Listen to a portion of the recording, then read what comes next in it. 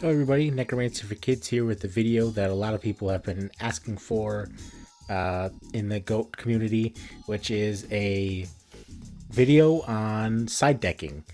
A lot of people aren't sure how to start side decking in GOAT format, what cards to put in, what theory to use, and to be honest, it's true, and we've been saying it for a while, that it's very difficult to give real advice on side decking because there aren't any for sure hoser cards in GOAT format except in some very particular instances. Unlike in other formats where, like, well, obviously you have to play this card because it just makes this deck completely unplayable if you use it. So that is going to be entirely dependent on what deck you're playing and what decks you're expecting to see. Because there aren't just, two decks that literally everybody plays. There are some very common decks, such as Chaos Turbo, which is usually 25 to 30% of the pie in each of our tournaments. But you don't really have any that 100% for sure that you're going to end up facing. So it's very difficult to give advice on that, but what I figured I would do for this video is just explain the very basic idea for people that are brand new to the format and want to figure out, hey, what do I put in my side deck? What do I do with those cards? So I got here a list of 40 of the most used side deck cards from the last 8 or so tournaments that I went and looked back on. Major tournaments, that is, not like just 5-person tournaments or whatever. Like GFC's, Patreon tournaments, the GOAT Grand Prix, and Obelisk tournaments as well. And what I'll do is I'll give you a very brief idea of what deck uses this in their side deck and what deck they would bring it into. But I'm not going to go very deep because not only would this video be very long, but also I don't know all of the reasons that you'd bring in a particular card, but I do know a lot of the cases when I've seen other people use it. The most important thing to understand for side decking in GOAT format is what you're doing when you're side decking is you're trying to just remove the cards from your deck that are bad in the matchup and replace them for cards that are good in the matchup. Really not much else you can say in regards to that. I can't give you specific cards because it's going to be different for every single deck, because some cards in your deck are going to be essential and you can't take them out even if they're kind of bad for the matchup. So over time you'll have to analyze for yourself which cards aren't performing very well, or based on what cards you saw them play, look at your cards and be like, well, this doesn't really do a lot. For instance, if you've got a Sure Priest in your main deck, is that really going to be that great against warriors, which are just going to be able to keep running you over and over and over again? And even if you set it, it's going to get destroyed, and it's not going to be able to attack over anything? Not really. So you'd want to take out a Sure Priest for something else, like one of the cards that I'll mention later on that are good against warriors. There's also a form of side decking called smokescreen siding, which is basically where you side into a completely different deck, which is discussed on the GOAT format YouTube already, and we'll include a link to that in the description, which that is a completely different kind of theory and not going to be related to this. I won't talk about it. It's already been talked about anyway. So with those things out of the way, I will begin telling you some of the cards that people side in GOAT format and a little bit about when they bring them in and what decks have them in their sides. So first off, alphabetically, we have a Sure Priest, which decks will typically bring this in against decks that run a lot of recruiters and or decks that run scapegoats, because Sure Priest can run over all of those and clear the way for your other monsters. Just an easy way to answer all of those cards. We also have some decks side deck Blade Knight. It's not as common as some of these other cards, but it is included.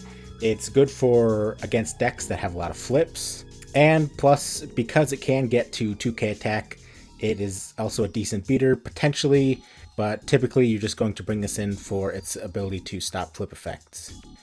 We also have King Tiger Wangu for control decks that similarly use recruiters and scapegoat primarily. Also useful for killing Ojama tokens when a burn player summons them. We have Mystic Swordsman level 2. Pretty much most of the decks that run Mystic Swordsman level 2 in the side are warrior decks. They either have one in the main, one in the side, or just one in the side, or two in the side. Good for getting rid of flip monsters.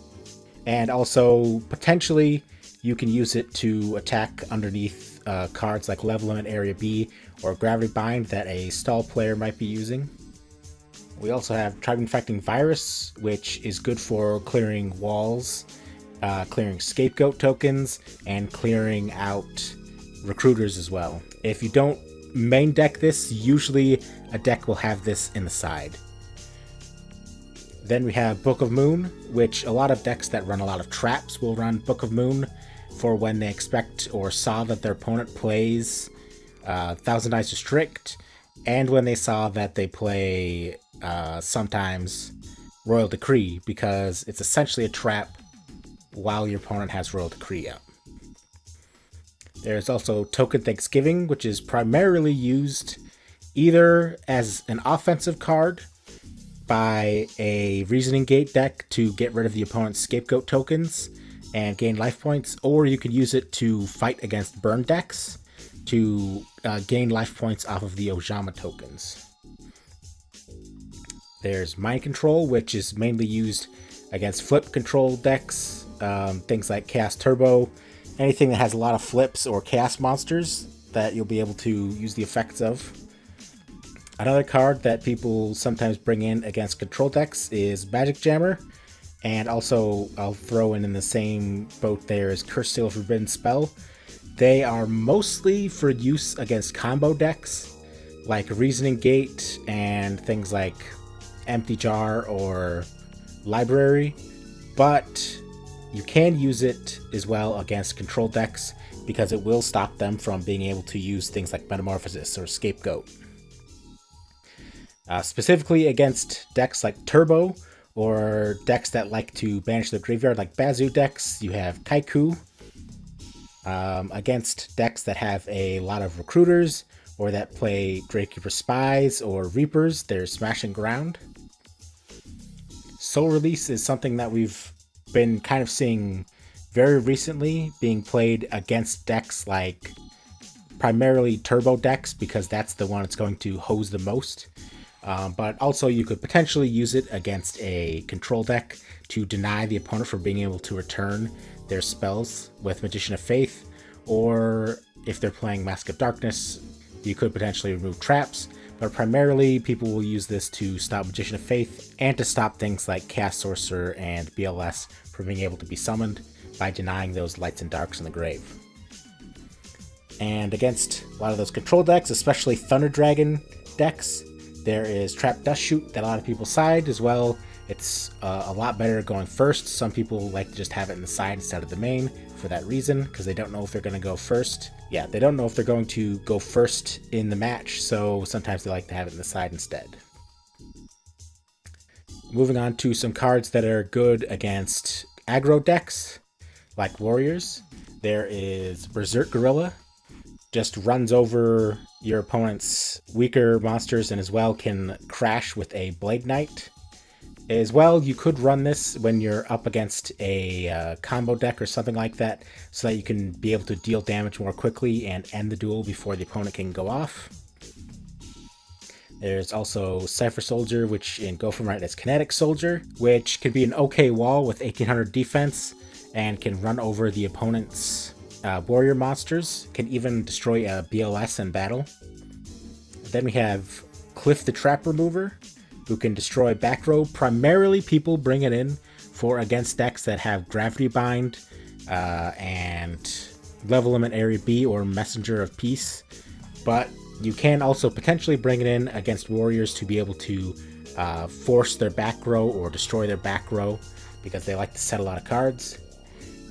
Gravekeeper Spy is one thing that we've seen lately Warriors will have in their side for game 2 and 3, because against other Warriors, it's a really good card. Like, are they going to keep in their Mystic Swordsman or cards like that when they know that you're playing Warriors already? There's also Jinzo, just stop your opponent from using their traps.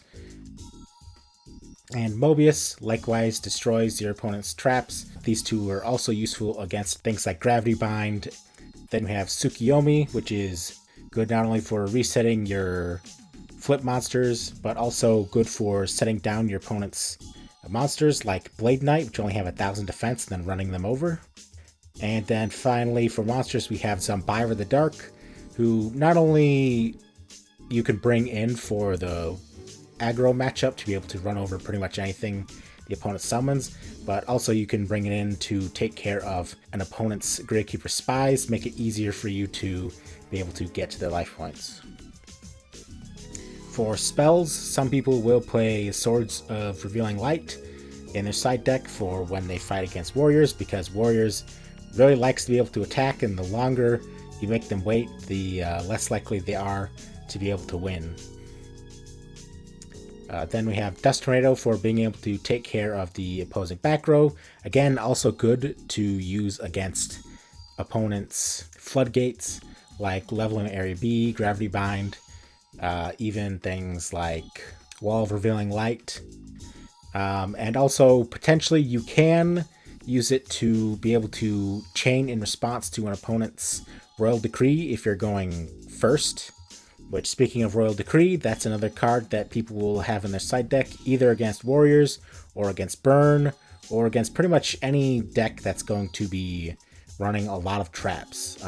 It's a very common main deck card right now, but we also see it a lot in the side deck. Then we have Sakuretsu Armor, which kind of in the same vein is Widespread Ruin. Just battle traps to be able to get rid of as many of your opponent's monsters as possible. They don't run too many, and being able to get rid of them leaves you able to get in the pressure that you need. We also have 7 Tools of the Bandit to be able to negate the opponent's myriad of traps, as well as negate Solemn Judgment even, which can be very painful for the opponent.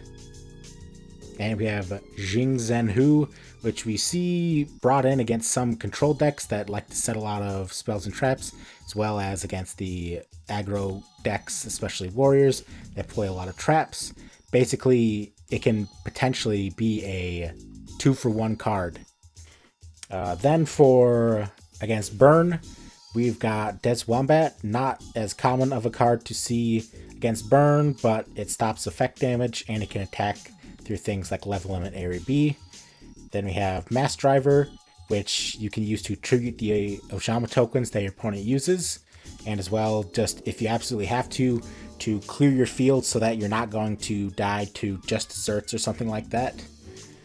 One that we've seen more recently is Mystic Walk, to be able to tribute either Ojama tokens to clear up your field again so that you can actually summon monsters if you get Ojama locked, or to be able to gain a lot of life points at once by tributing something like a Gravekeeper Spy to keep yourself alive longer in the duel.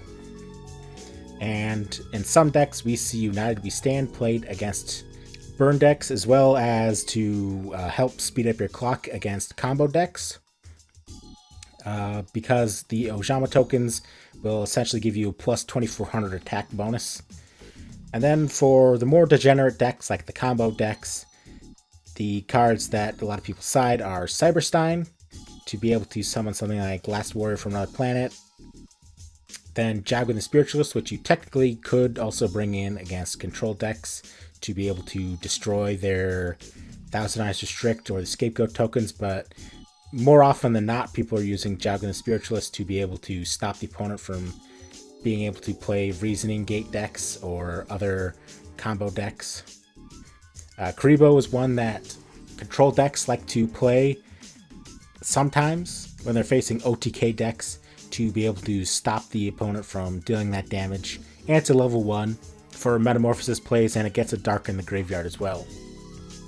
One that we don't see a lot, but there are a couple decks that used it, or Nico Mane King, or Nico Main King, however it's pronounced. It just stops your opponent from using things like card destruction, or potentially stops them from being able to set off a Morphing Jar or Cyber Jar, things like that. And one that's potentially useful against the control decks as well, but is mostly used against combo decks, is Spell Canceller. Stops your opponent from being able to activate all of those spells they need to win the game. Potentially, it's just an auto win if you get to summon this. And then two cards that are kind of the same, used for the same reason, Threatening Roar and Wabaku, be able to chain to your opponent's True Nades so that they can't OTK you. And that's all the cards. Be sure to leave a comment in the comment section below if there's something you'd like to know specifically about a particular card, or when you would bring in a particular card, or what deck would be siding it to begin with, / what you'd be taking it out. A great place to have that discussion, though, would be on the Go Format Discord, where you could talk specifically in the deck channel of the deck that you want to use, so you can figure out when people are bringing that card in with your deck and what cards they're taking out. Thank you very much, everybody. Hope you enjoyed, and have a good one.